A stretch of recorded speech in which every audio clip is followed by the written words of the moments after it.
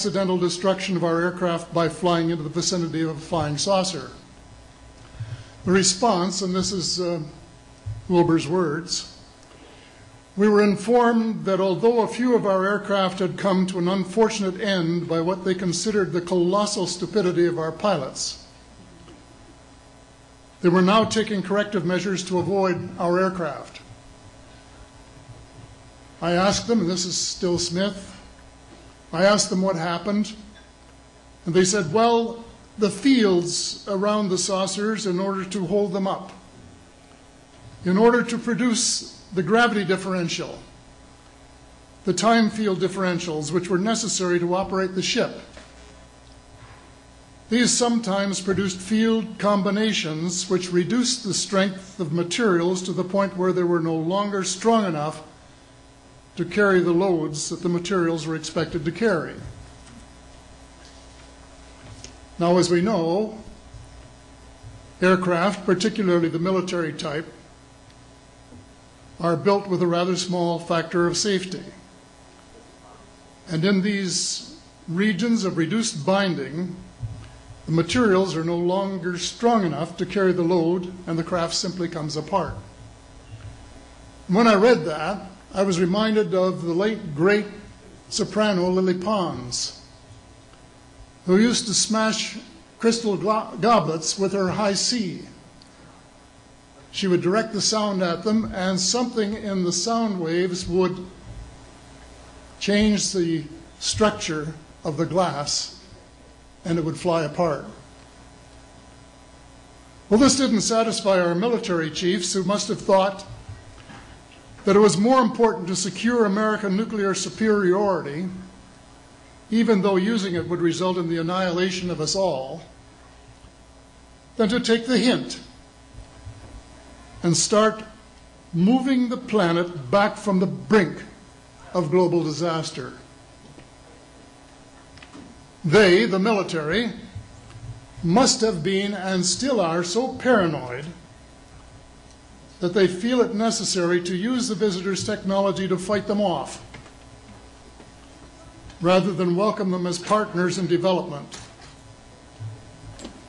though they may have seconded a few renegades to assist them in what can best be viewed as diabolical developments.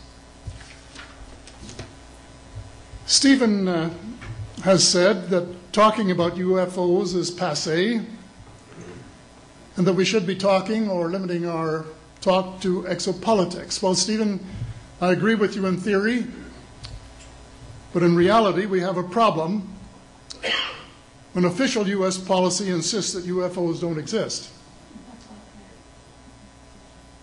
The veil of secrecy must be lifted, and it has to be lifted now, before it is too late. It is ironic that the U.S. would begin a devastating war, allegedly in search of weapons of mass destruction, when the most worrisome developments in this field are occurring in your own backyard. It is ironic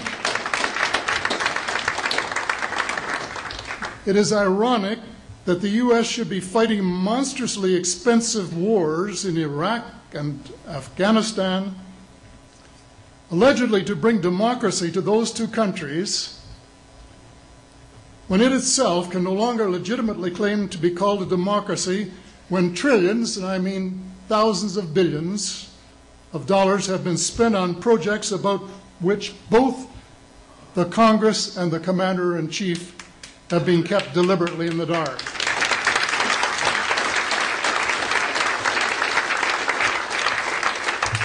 How much has been accomplished in 60 years of feverish activity by some of the most educated minds in the United States?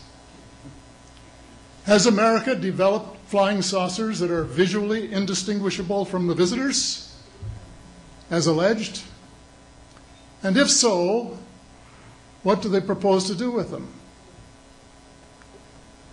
Even more critical, what progress has been made in the development of clean energy sources that could conceivably replace fossil fuels and save the planet from becoming a veritable wasteland?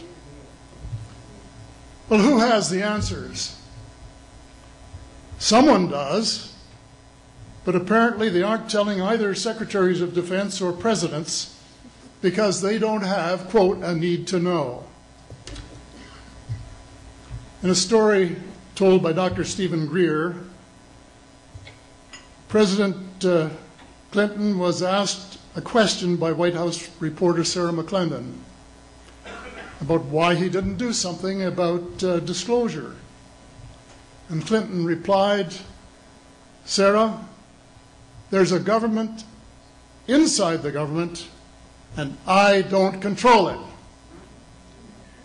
Excuse me, doesn't the commander-in-chief and the person who allegedly has their finger on the nuclear trigger have a right to know what his subordinates are doing?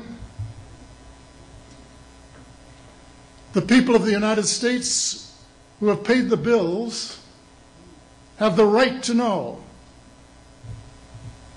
The people of the world demand to know because it is our descendants too whose lives are in mortal danger. It is time for the people of the United States to launch a new war against the evil of lies, deceit, and darkness, and go all out to win the victory of truth and transparency and light. Thank you.